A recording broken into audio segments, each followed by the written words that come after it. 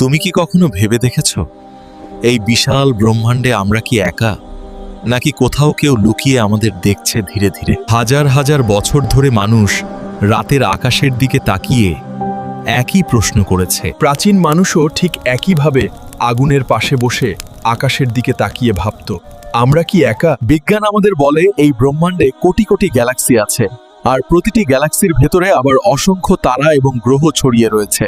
এত বিশাল এক জগতে এটা ভাবা খুব স্বাভাবিক যে হয়তো কোথাও না কোথাও জীবনের অস্তিত্ব থাকা সম্ভব হতে পারে।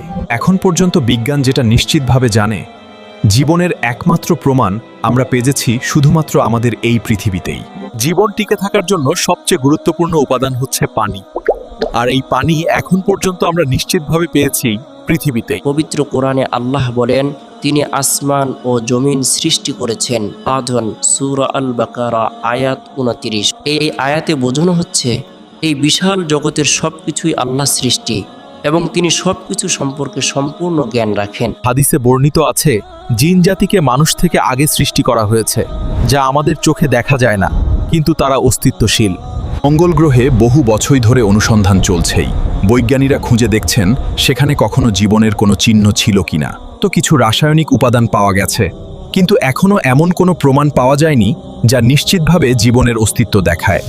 বৃহস্পতি গ্রহ অনেক বড় হলেও এটি সম্পূর্ণ গ্যাস দিয়ে তৈরি, তাই এখানে আমাদের মতো জীবনের টিকে থাকা প্রায় অসম্ভব। তবে ইউরোপা নামের একটি উপগ্রহের বরফের নিচে পানি থাকার সম্ভাবনা আছে, তাই বিজ্ঞানীরা সেখানে জীবনের আশা পুরোপুরি ছাড়েনি। আমরা সিনেমায় এলিয়েনকে যেভাবে দেখি, বাস্তবে তার কোনো প্রমাণ এখনো পাওয়া যায়নি।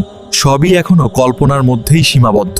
অনেকে আকাশে অজানা বস্তু দেখার দাবি করেছে, যেগুলোকে ইউএফও বলা হয়, কিন্তু এগুলোর কোনো স্পষ্ট বৈজ্ঞানিক ব্যাখ্যা এখনো নিশ্চিত নয়। অনেক রাডার সিগন্যাল এবং অজানা সংকেত পাওয়া গেলেও সেগুলো এলিয়েনের প্রমাণ হিসেবে এখনো গ্রহণযোগ্য হয়নি। বিশ্বের বিভিন্ন শক্তিশালী টেলিস্কোপ ও স্যাটেলাইট দিনরাত আকাশ পর্যবেক্ষণ করছেই, তবুও এখনো কোনো নিশ্চিত সংকেত পাওয়া যায়নি। এই বিশাল মহাবিশ্ব যেন নীরব হয়ে আছে, কোথাও থেকে কোনো সাড়া পাওয়া যাচ্ছে না, যা আমাদের ভাবিয়ে তোলে গভীরভাবে।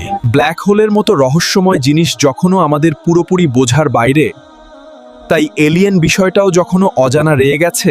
আলো 1 সেকেন্ডে 3 লক্ষ কিলোমিটার গতিতে চলে, তবুও দূরের গ্যালাক্সিতে যেতে হাজার হাজার বছর লেগে যায়।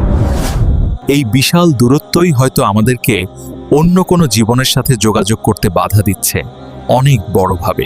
এখন কৃত্রিম বুদ্ধিমত্তাও ব্যবহার করা হচ্ছে মহাকাশের সংকেত বিশ্লেষণে, তবুও ফলাফল এখনো শূন্যই রয়ে গেছে। বিজ্ঞানীরা সম্ভাবনার হিসাব করে বলছেন কিছু কোথাও জীবন থাকতে পারে, কিন্তু সেটা এখনো প্রমাণিত নয় বাস্তবভাবে।